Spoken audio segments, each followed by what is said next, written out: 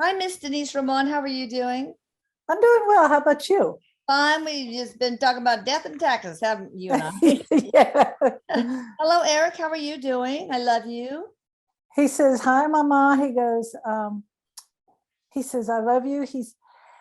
There's something going on around the house where you live that's new or something exciting. I don't know what it is, but he says he's very excited about it. So, Oh, well, we're gonna have a big Easter party.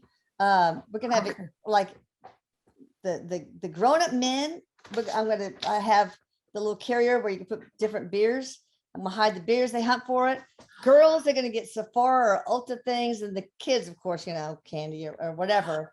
And it's Okay. gonna be a lot of fun. That's really cool. That's a cool idea. That is. Everybody gets to have fun, right? Yes, and well, he's excited because he says and which Easter is not this weekend, well, in 2 more weeks for the I US. know, I know, I know. So he's going to be there. He said he's going to be there. He's real excited. Pay us a prank, man. All right, Oh, so I we think are he going to will. talk about the U.S. southern border crisis, and I've had these questions from the community for quite some time. But Okay. since now the government, the administration is going to rescind Title 42, which was kind of the last wall to keep us from being overcome by illegal immigrants and fentanyl. It's not fentanyl, people, it's fentanyl. And sex trade and all that stuff, drugs. I mean, I think it's a serious problem. Why is this happening, Eric? It's he says, it's one side like vanilla. And now that vanilla ice cream isn't there anymore. Now they're going to do everything to please the people that like the chocolate ice cream, he says. What do you mean?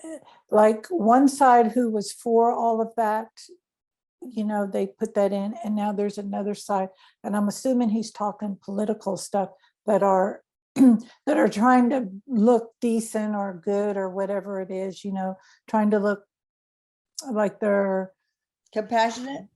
yes, trying to make it look like they're trying to do everything that's good, like they're the one Helping poor immigrants. that they're the ones that don't ever say no, that's like helping the poor immigrants, making it look like they're the good parent. Well, I don't understand the rationale behind that because it has become a humanitarian crisis. Women are being raped, sex trafficking is horrible.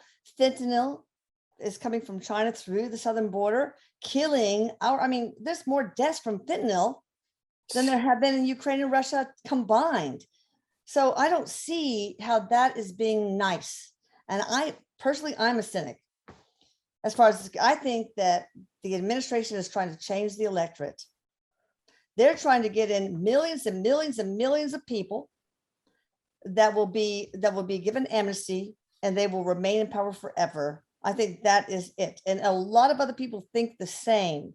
How can they turn a blind eye to all the drownings and all the horrible things that are happening to those wonderful people who are trying to come and make their life a better by coming to America? I don't see it. So tell me if I'm wrong, Eric. Well, he says you're not wrong, you're not wrong, but there's a lot more to it. He says how the people aren't seeing what's going on. It's because it's more or less like it's like, don't tell me about anything else, only tell me that the numbers are going the way I want it to go. So if the numbers aren't going the way I want them to go, then you do what you need to do to make sure that they go that way. So it's like, then they have, Eric says, he says you have to be actually living underneath a rock to not know what's going on, because if you look into it and you question, and you have to figure something isn't right. And when he's saying that, I think about me. I don't know about all the stuff on the news because I don't watch it. but you just get little blurbs of things and a feeling like something isn't right, you know, and that you don't get those feelings because it's not something isn't out there. But Erik says, you know,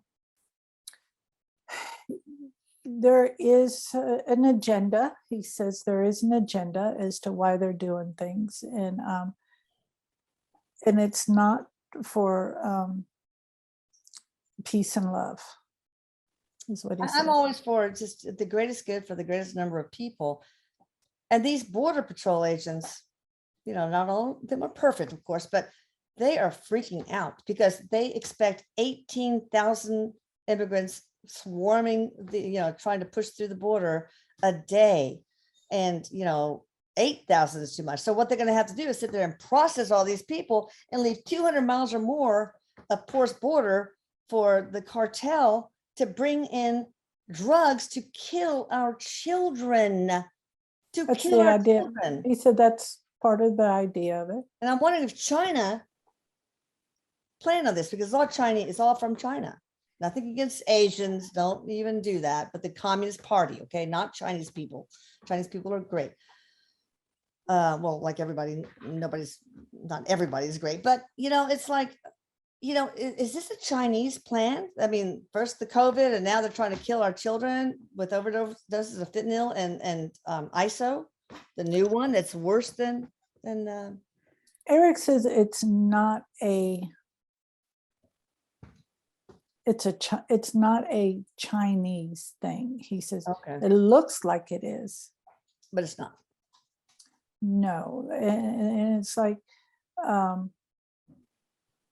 there's just more involved, you know. He says it's kind of like somebody who's that has different nationalities in them, but they only really say they have two because the other 5 or 10 is just too much to rattle off, so they give the two.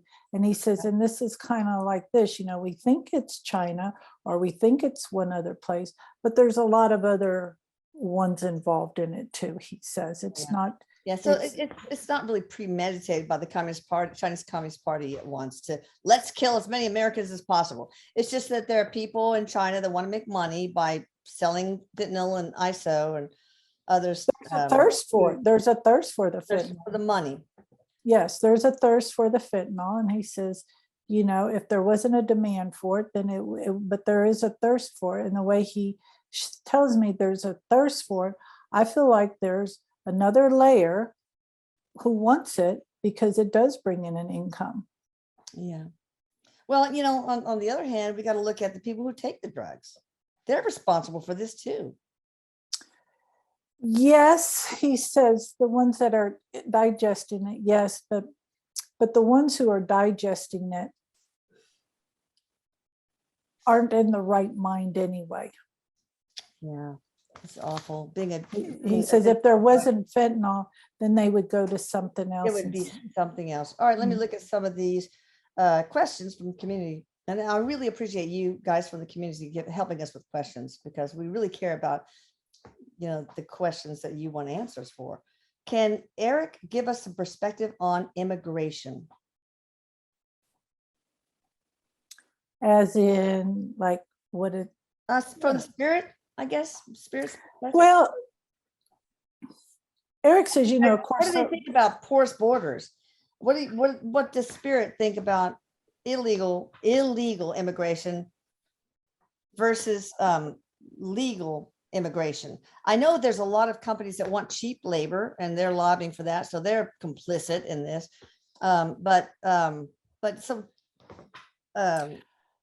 Do we need to make the legal route easier and cheaper to prevent this? I mean, because there are some people who really do need help, and asylum, all that is a very small percentage in my opinion, but go ahead, Erik. Well, Erik says first he wanted to address about the people who want, you know, about cheap labor and that. He says that's slavery.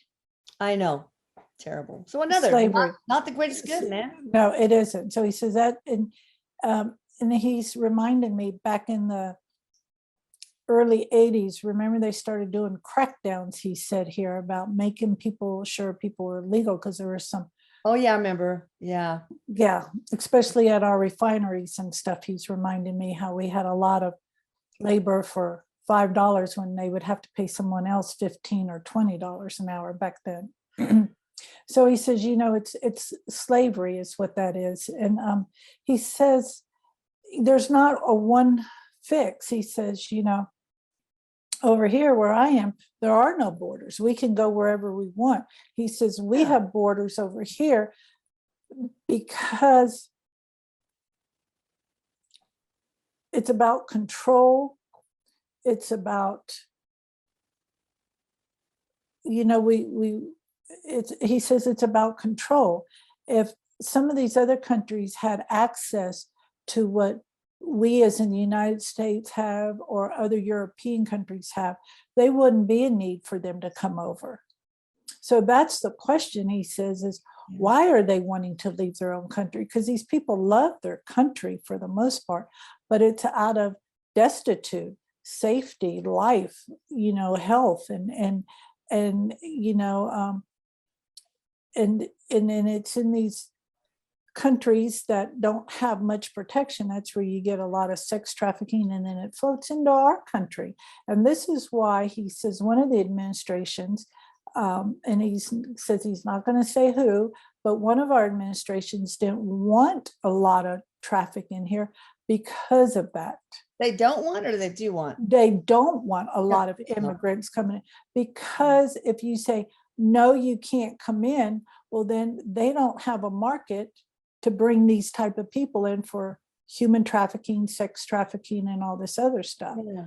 And so the question is, he says, is what we ought to be asking is, what are we doing, or what are they doing? What is our government doing to see that something else is going on?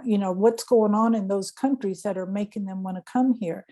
And because these people walk hundreds of miles. And not very many of them make it here, even though it looks like they're all coming here. Not very many of them make it here. He says, but there are risks in that, because then there's always those bad apples that slip through. Yeah. And it only takes one bad apple to be a drunk driver and kill, or to rape a young child. I mean, it's. Well, by the time they done those things that we get wind of, they've already done that a bunch of other times and gotten away with it. So, and he says, it's not just a one answer thing. He said, for right now, he's telling me, it is a good thing to have limitations on how many we allow in, because we have to assess the situation. We've already let in 5,000. Where are we going to house them? What are we going to do with them? Is there enough employment? What's our unemployment rate? Just go on and on and on. How are we going to do this? Because if we don't start assessing it, he says, then we have what we have right now are bigger problems. Well, I don't understand why the people don't stay in their own countries and try to change their country, fight for freedom, fight for against corruption, fight against the cartels, fight. Why don't they stay and make their country a better place to live? Why can't they do that? I know it's easier said than done, but seriously. He's showing me that I'm going to get so much hate mail. I don't care. I don't look at comments at all. Good. Get whatever you want, okay? I don't care. He says, I'm all for the greater good, period. Well, he says, you got to stop the bleed. Yeah. And he says, and he says, a lot of these people who have come or coming over have lost loved ones through standing up and protecting, and that he says, they say 1%. 1%.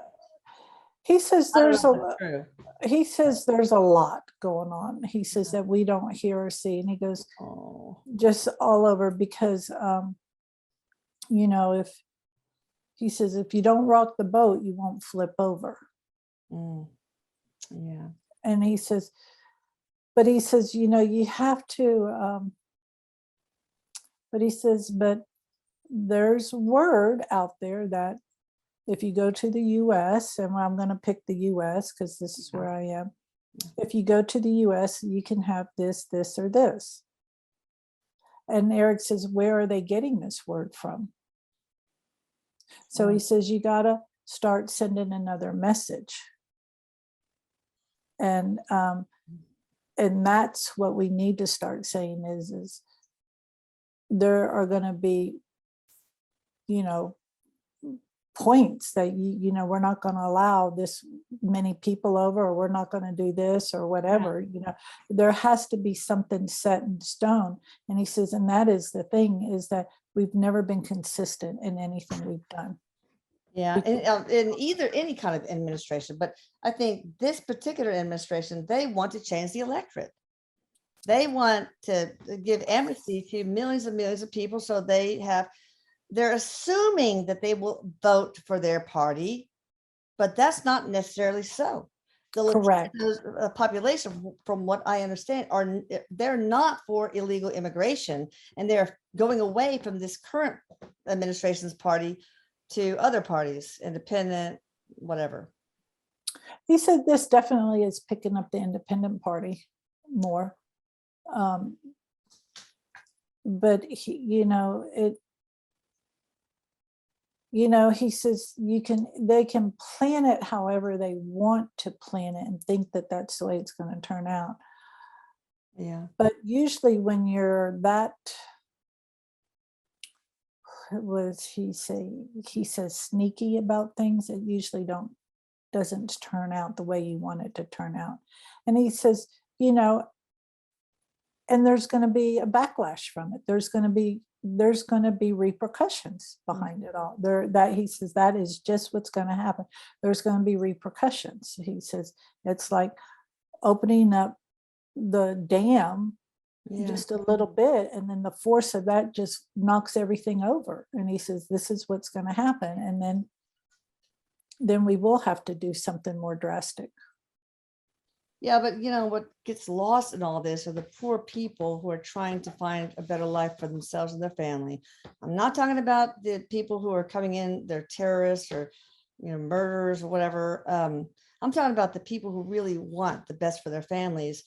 And here we have greedy U.S. corporations, not all of them are like that, trying to get slave labor, like you said, cheap labor. And our politicians who want, to have a new electorate to keep them in power, because they don't care about how many of our young people are dying from fentanyl. They don't care about that. They care about staying in power. It's worth it for them to have hundreds of thousands of young people die from fentanyl overdoses, as long as they are letting in people or people dying from sex trafficking or child trafficking. Then I really feel so passionate about this. I'm sorry.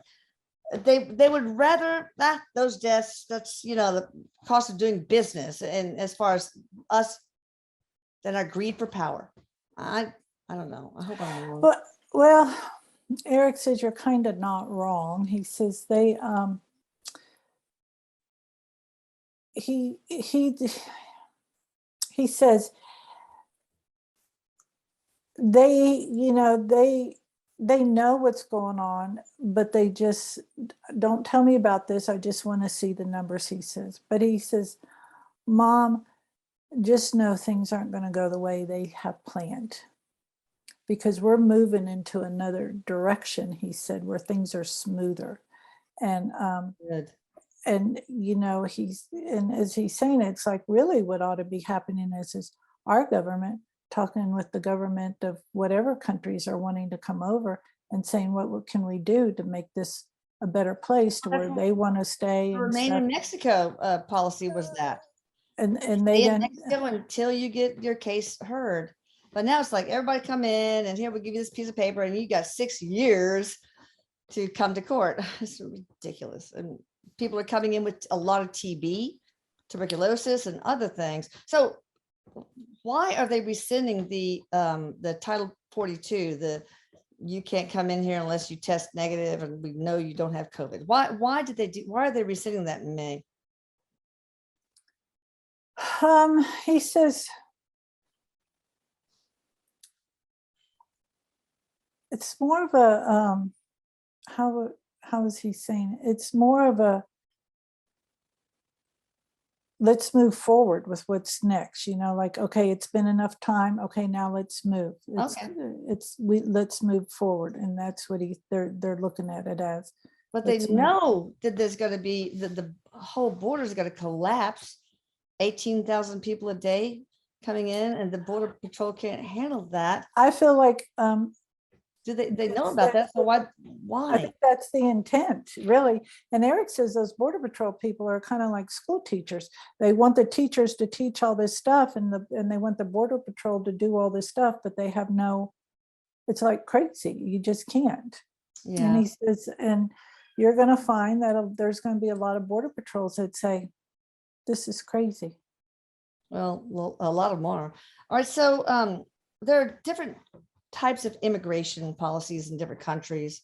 There are the chain immigration where one person gets in, asylum, whatever, and then they get their whole family to come in. And there's a meritocracy thing. You come into we'll allow you in our country if you have something to offer the rest of our country.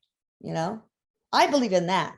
It's like, you can come in here if you have a skill we need, if you have something that will make our country a better place, instead of having people with second-grade educations that get right on welfare and all that stuff that drags all the rest of our standard of living down, and or takes the jobs of the poor, the middle class, etc., and drags down wages. But what's the spiritual perspective of that? You should earn your right to be in our country, our great country. Well, Erik says it makes sense to have them, what can you bring to offer to this country? And it's not that it's like, well, what are you going to give me if we're going to give you this? It's about not placing another burden on our country. And then it's not just our country, but on a country to where we even have a bigger burden of citizens ourselves. And as we're saying this, I remember when we adopted our daughter, we had to sign an affidavit or whatever it was that our daughter would never become a burden of the state, which means we could never have food stamps, welfare, or anything like that for her. And how do you know it's going to happen 15 down the road? Thank God that didn't happen. But Erik is saying this is what they made me sign that, but it's like with them coming in, it's like, we're not bringing them into a better situation? Because he says when we bring them in where they don't have something to offer, usually there's a language barrier, so that creates problems. So that's going to still make it to where it's not possible for them to move forward in what they want to do. And Erik says the spiritual part of it, he says, it's about, it's about empowering them. It's like we need to empower people to want to be so that they can stay where they are, because he says that's really what they want to do. They want to stay where they're from. Yeah. So how do we do that?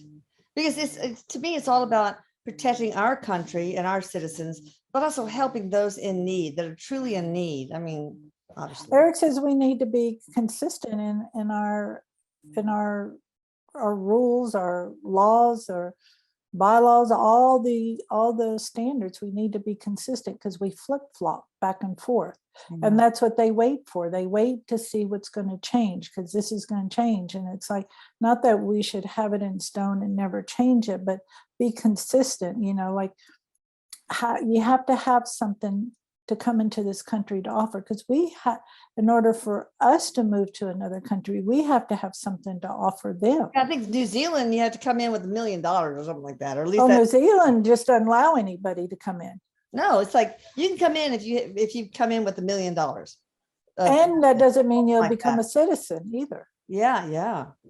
So what's wrong with our country that we just have such a porous border and let everyone come in without really knowing who's coming in, and without really knowing what kind of effects it's going to have on the democratic fabric, the fabric of our society. Erik is showing me, he's showing me the ships. He's saying a long time ago, we all came from different parts. Yeah. Almost. Yeah. Not the Native Americans, but we all came here.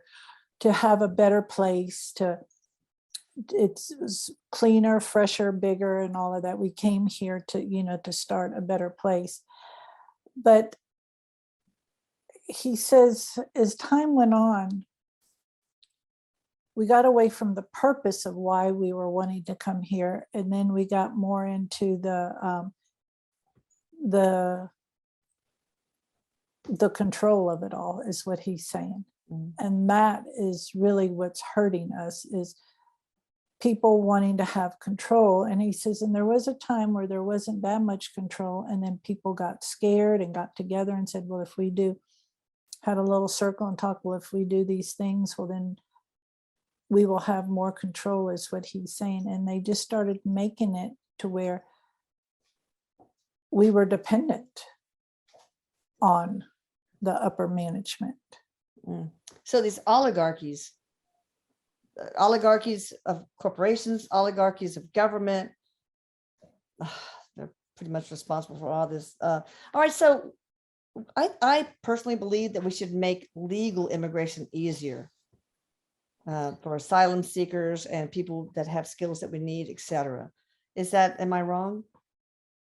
No, he said yes.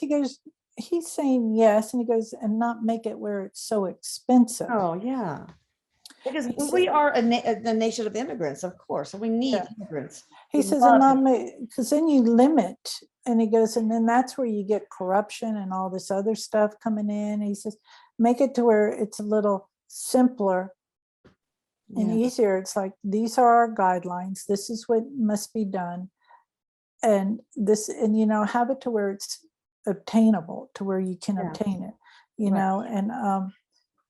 And shorten the time period, too, I think. he says yes, but with that many people, it's probably going to be a longer time, because then you have to add on more staff to take care of all of this. And Yeah.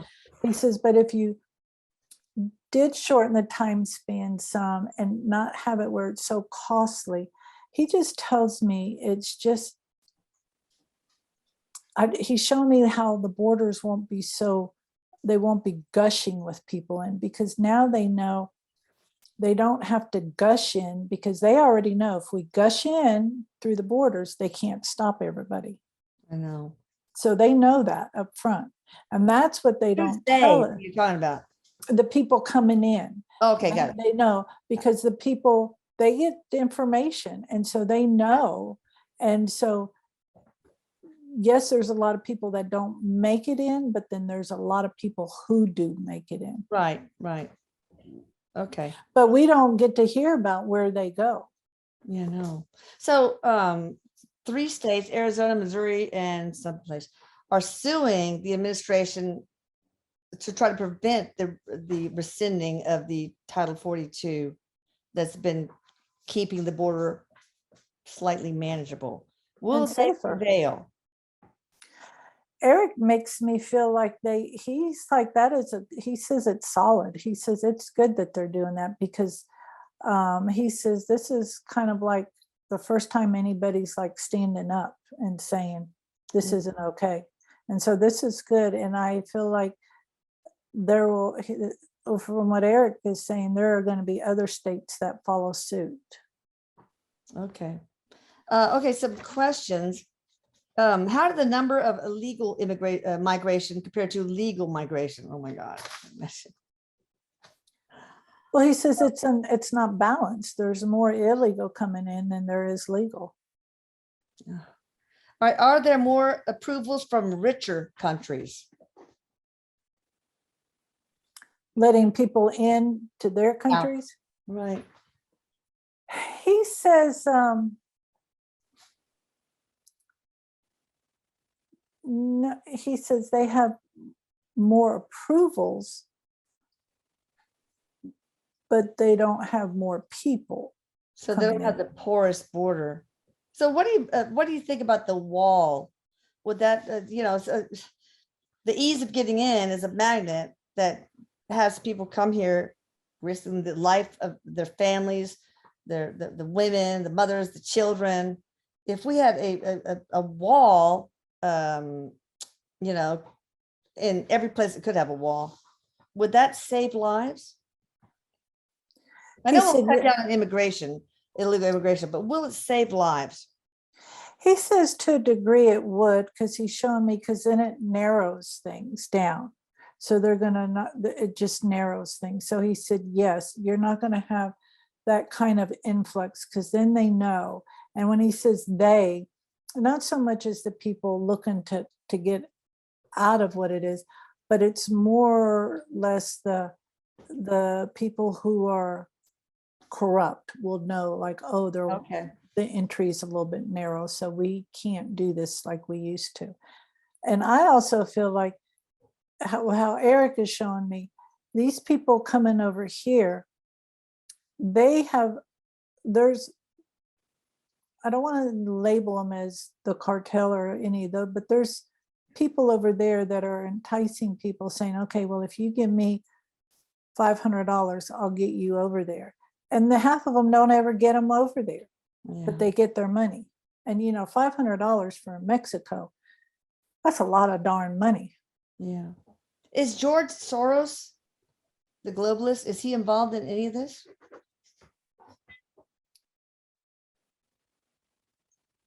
I don't, Erik doesn't say he's involved in it, but he's aware.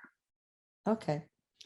The remain in Mexico policy under the Trump administration, the court ordered, I mean, that was this administration, Biden administration, reversed that.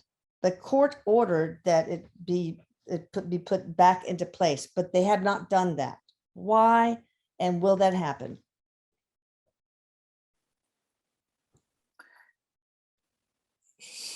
They're really waiting on to see what this administration does, see if there's a push to have to do it. Well, I mean, the court ordered Biden's administration to do it. So why are they defying that court order? Is it because they're going through the process of appeals? Maybe, I don't know about the legal stuff. So Erik says it's almost like, no, even though the court ordered it, there's nobody saying this has to be done. So there's no enforcement of that order. Right. Okay. Are the children and the adults being trafficked once they are the children and the adults being trafficked once they get into the USA? I mean, yeah, how many people are being trafficked? Children, women, men, even? There are some men. Erik says there's a good portion of them being trafficked because, hey, I can give you this or give you that, and then they go, and that's not what it is. He says there is a good portion. When you're desperate, you'll say yes to anything that gives a little bit of a hope and not knowing. He says there's a good portion that are. Why are these countries south of the border why are they so messed up that people want to leave them? Why can't they get their act together? He says because the government isn't the government. The government over there isn't the government. Was it being run by the cartels and other corrupt entities instead? Yeah. Well, why can't we just napalm all the opium fields and all this stuff?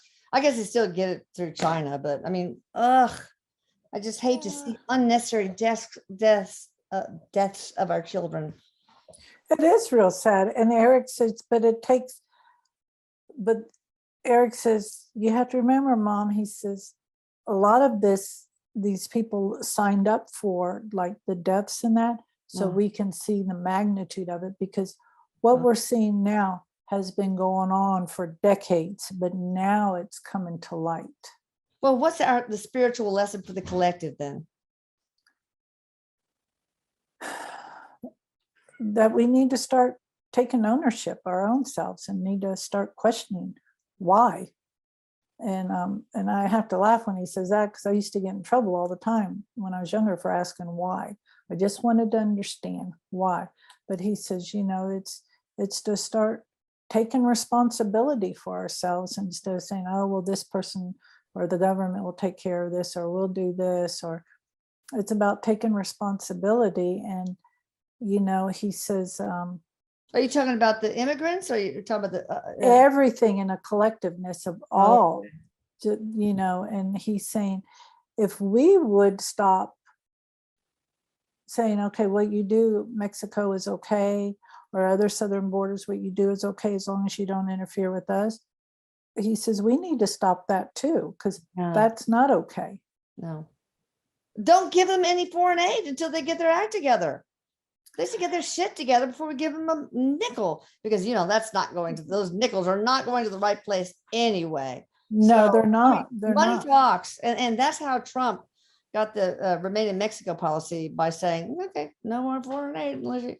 So, I don't understand why we even give any foreign aid to countries that allow that kind of death, the cartel to. Well, Erik says, and this is where you say, we want to ask people, well, what good are you going to offer us? What are you going to give us? This is the same thing. We need to ask. So we give you this aid. What are you going to do for us? Like, well, how is this going to benefit us? How is this? Because he said, all we're doing is we're just enabling people. Yeah. And he says, so we need to start asking. So what are you going to do for us? Like, well, how is this going to benefit us? But when you have a government that says, we just want more votes so we can stay in power, I mean, how's that ever going to work? How?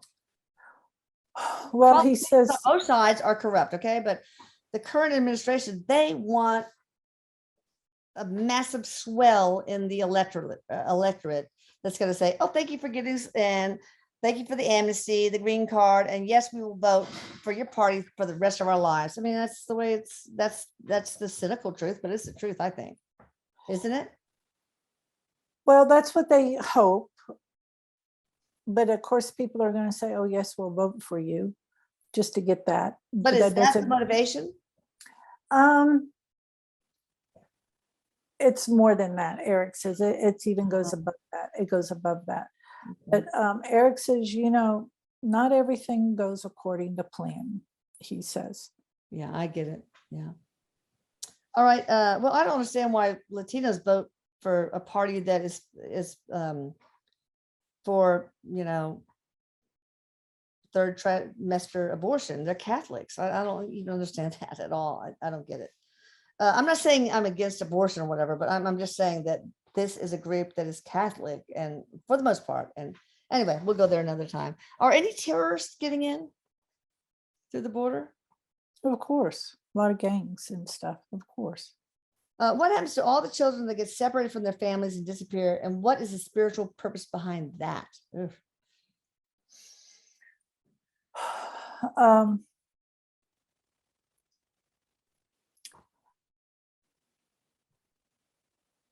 Erik says they get raised by strangers, a good portion of them. Some of them get to be reunited with family members or whatever. A lot of them get raised by strangers. And when he's telling me that, like, not in a loving home or anything like that.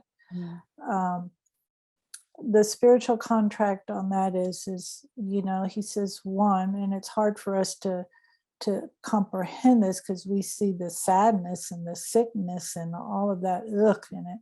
He says,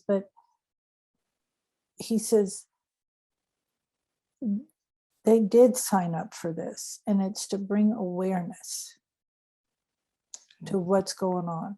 What's going on right now has been going on for decades over here, but we just never had a spotlight on it. Okay. Are they really putting people on planes going to different cities in the middle of the night? And it seems like they're only sending these illegals to swing states.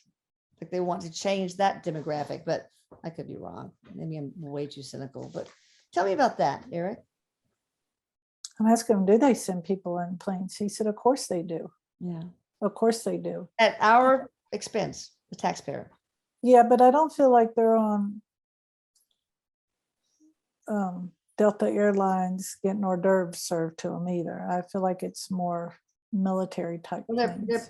They're putting them in nice hotels, giving them cell phones. How about that? And they are putting them on private charter jets. Some. Yeah, some. But not all, he says. It's yeah. And that's the thing. You may see that some are being put on chartered flights and some are being hotels. but the majority are not going there. Of course not. All right, advice for those living in Texas. Will they make it up to Waco, Texas and cause challenges for those? Will the illegal immigrants make it up to Waco and cause challenges for those living there? Okay, well, that's somebody from Waco, obviously.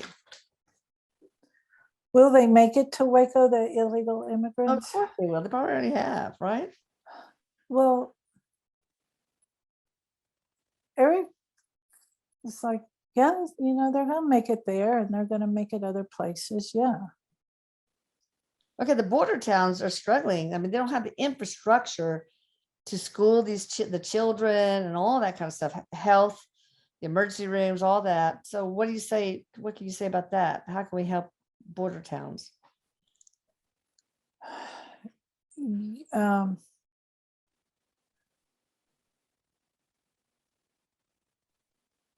He says there's not a one quick answer for it. He says, because yeah, of course not. There's just not a quick answer. He says, of course, it's kind of like, he says, it's kind of like our charity hospital here, who's in dire straits gets the service. And this is how, and that's the way it should be too. Yeah. So it's like, yeah, it's like the education and stuff like that. He says, there just aren't enough, there's not enough faculty to go around. Yeah. We think we have big classes now. They would have classes of like 50 to 100 students. All right, since our borders are wide open, how many terrorists have crossed into our country, and will we have another repeat of 9/11?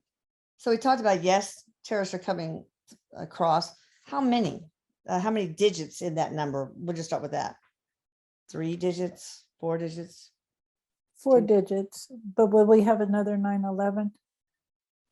Erik says no. Good. At least not for now, but quantum probability, that's the snapshot. Well, he says 9/11 wasn't just a terrorist job. Oh, no, I agree. All right. What do the Democrats plan to gain by inviting and paying for illegal immigrants? Votes? Destroying America away from within? Oh, that's not a Democrat. What do the Democrats hope to win? Yeah. What do they hope to gain by inviting and paying for illegal? Well, they're not. The taxpayers are. By inviting and paying for illegal immigrants. Votes? Question mark. Destroying the American way from within? Question mark. More the latter, destroying the American way from. Why do they want to do that?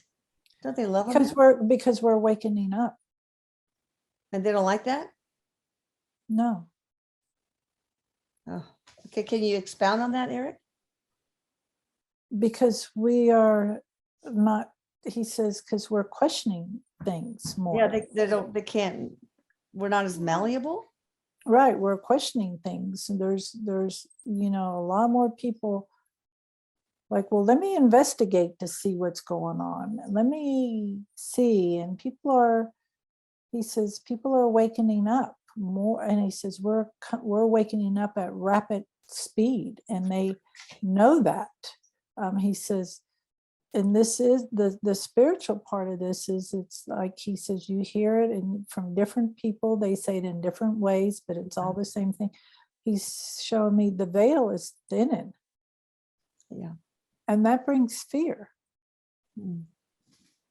Okay. Well, yeah. Yeah. What's the biggest concern in regards to the border? Drugs, child trafficking, or criminals? All of the above. That's what he said. He goes, it's all. Life is a life of life. Is the loose border regulation purposeful? Erik says no, but then he says yes. He says, for the people down here, they say, let's do this because it would be less stress on the people coming through, less stress on the people working it, and they're looking for something to solve the situation. Okay. So this is what they're doing. But he says, but then you look from it up here, they're like, let's not do nothing. So then that people down here have to think of ways of how to be able to do this, because Yeah. Erik says the Border Patrol people, they're looking for new jobs because it's a Well, if I were dangerous, them. because it's a dangerous position. And the whole thing with the horses, and they were blaming them for whipping the reins. From what I understand, they were just handling the horses. They weren't whipping immigrants. Is that correct, Erik? Erik says there are some that misuse, but then again, you have a frustration level because Oh, they're only allowed people can go this way, and then you got them going this way, and they don't yeah. want to shoot. Okay. So he says All right. it's not just a Yeah. one story version of It what's never going is. on. Okay. Will building the wall help? You kind of said yes. Will it ever get finished? The wall. Erik says it will get finished, but in a way to where the wall isn't complete, because it's almost like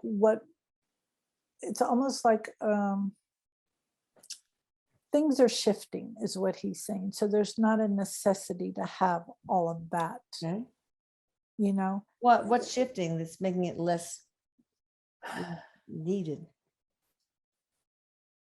Because there are people who we don't get to hear about because they don't want us to hear about them, he says, who are actively working behind the scenes, Yeah. and they have ideas and knowledge of how to make this work to where it's not a tug of war. And he says it's like it almost feels like an underground mission to where they catch everybody with their pants down and say, either you do things this way or we're going to show everybody you have your pants down. And that's, he says, he's just given an easy analogy, but it's much more than that. Mm. And he says, so Working toward what end? This underground thing, working toward closing up our borders, helping illegals that really need help. I mean, what? What do you mean, Erik? he's saying to working on exposing this corruption that's been going on for decades. Yeah. decades and decades and decades. Okay. Could you place, Erik, a percentage amount on the refugee illegals, quote unquote? How many out of, say, 100 are of loving, positive oriented soul that wants to make the world a better place instead of living in fear and negativity? How many out of 100? 75. Okay, good. Why was Juarez, the border town, why has it been used as a dumping ground for murdered women? Ooh, I didn't know that was true.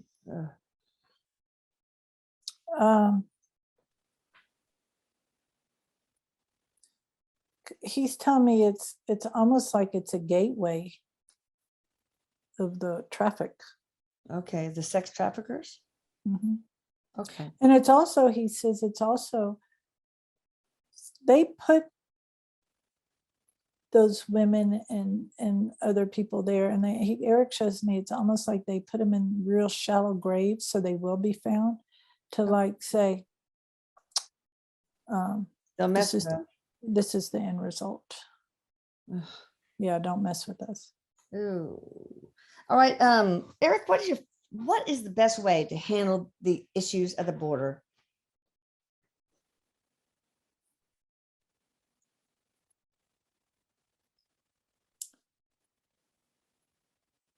Well, he says he goes, the best way, because he says there's like not just one answer.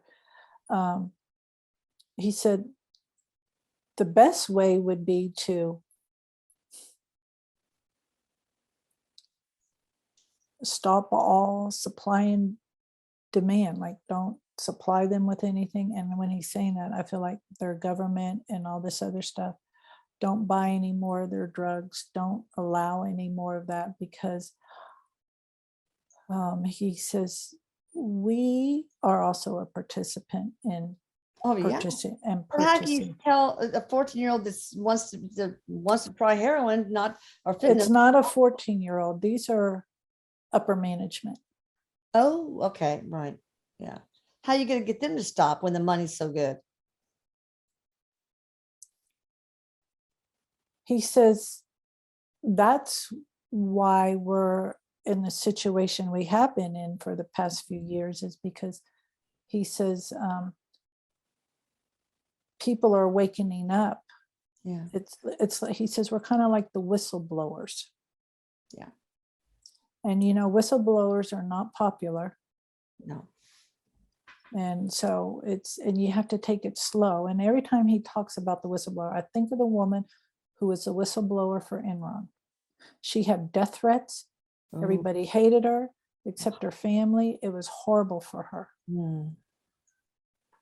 that's And awful. It takes courage to it takes a lot of courage, but this is there's he says it's taken a large community with this. Well, what can we as individuals in America do to help the situation? He says be aware of your surroundings, be aware of what you're doing, what you're participating in, what you're saying yes to, what you're saying no to. Like okay, well, I'm going to do this because it's easy, you know, like people provide you with a great idea or you know, just be more aware, he says, on what you're saying yes to. What about as a government just telling Mexico, we're going to stop all trade with you, and we're not going to give you any foreign aid until you get this shit cleaned up with the cartel so that we can save lives. What about that? It's going to take more than that, but that would be a good start. Well, will it ever be done with this administration or the next? Not this one. Yeah. So is Biden compromised? You know, there's obviously evidence coming out from Hunter Biden's laptop that Joe Biden is possibly compromised, that some of our enemy countries, I hate to say enemies because we shouldn't even be enemies, have dirt on him for money laundering, influence peddling, etc. Is he compromised? Is Biden compromised in this whole thing with the border in Mexico? Does Mexico have dirt on him? I don't think he does, but I don't know. Erik says no, Mexico doesn't have dirt on him. No. But you know,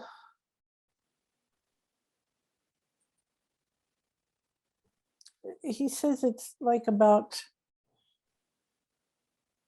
following your heart. Like, Yeah, it's about following your heart. Like, how good is this for my it always family? is. Yeah, it always is. Yeah. Yeah. And he says, you know, people get real caught up in everything else Yeah. other than that. And then he says, you know, and it does go about money, because people think if you have money, they have the power, and they think they can do whatever, whenever. Yeah. Mm. I What about remember the next administration? Will they do something about this? with the next And administration. also, what will happen now if we have like 3, 4, 5, 10 million people coming in during this administration? Well, can we have those people deported? I mean, what needs to be done so that they don't take everybody's jobs and be a drain on our system, our welfare system, all that stuff? So tell me what the next administration is going to do. Erik says there's going to be an overhaul, because that it's almost like, and I'm not political, I'm not Democrat and I'm not Republican, I don't claim either side, so it's not me. I'm But for who's right. Mine yeah, is but right. I mean, right. Erik says we've gone from extremes. Yeah. So we went from Yeah. one extreme with the last president we have, and now we're going to another extreme with this one. So the next one is going to want to pull the extremes into one to make it. We're moderate. Yes. And I feel like the way Erik is showing me, like they're already like they're doing their homework right now, because he said people who are going to run for president again, or when's our next election, in 2024, Way too far away. Oh my God. that they're already doing their homework. People don't start to run. Will they make the border situation better? Erik says they're going to make a lot of things better. Okay, good. Okay, last question. Will countries ever share resources to the point where there will be open borders? Will we share resources? Yeah. Erik says years down the road we will. It's gotta be centuries. We're not evolved enough for that yet. No, because we're so afraid somebody's going to get one more piece of bubble gum than the other, he says. That's right. So there's the scarcity. They still think scarcity exists when really it's an illusion. It's hard to understand. And it's not scarcity for the country they're afraid of. It's scarcity for themselves. Yeah, of course. Yeah. Anything else you want to say on this topic, Erik, before we close? Well, he says, it all goes down to who's got the power. And that's what it's about. And that, he says, comes from feeling like if you don't have the power, then somebody can take advantage of you. Yeah. And he says, it's all fear-based, not love. It is. And he says, so everything that you do to not engage in the fear, promote the fear, helps that consciousness of that love and light and all the stuff that so many of us say we want to be a part of, or we are a part of. We're helping that to, he says, expand. And he's saying, get on your soapbox, Denise, but he's saying to help expand that. And he says, every little thing that everyone does makes a huge difference. Yeah. But also just beware your thoughts, think love. Yes, he says, be careful what you're breathing out. But he says he's talked about it before in other videos that, this is going to be coming to an end. And that's why we see so much corruption and everything. The power's not in the hands of the people right now. Hopefully it will change. It's in the oligarchs, these little oligarchies of politicians and corporations and all that, tech industry. It's just, we don't have when are we ever going to get our power? And he says from the oligarchies. Erik says, he's telling me, he said it before, by 2035, we're going to be in such a different space than where we are now, but it's not going to like poof, then at 2035, it's growing. And he's saying, we just have to trust and keep doing what we're doing to make this better. He says, Mom, like you having these interviews and stuff to bring awareness, because there's people like me that didn't even know about the Title 42. Yeah. And so he says, bringing the awareness. And I just feel like there's Erik has told me this before, by September of 2022, we're going to start seeing things kind of smoothing out a little bit. Yeah. And I've heard somebody else say that, by 2023, we're going to start. Erik says you're not going to feel like you're pedaling your bicycle in water anymore, at 3 feet of water. And so we're going to start feeling a difference. I personally can feel a difference, it may not look like it, but that's what they want you to believe. Okay. Because that promotes our fear and keeps us scared. I know. And thinking we're going to be hungry. Ugh. All right. Well, thank you, Denise. Thank you, Erik. You guys check out Denise, awesome channeler and awesome healer, DeniseRamon.com. I love you both. And I love you all out there. Please subscribe, like, and share. Bye-bye. Bye. Bye-bye. Much love to you. Much love to you and Rhonda and Jenna, everybody.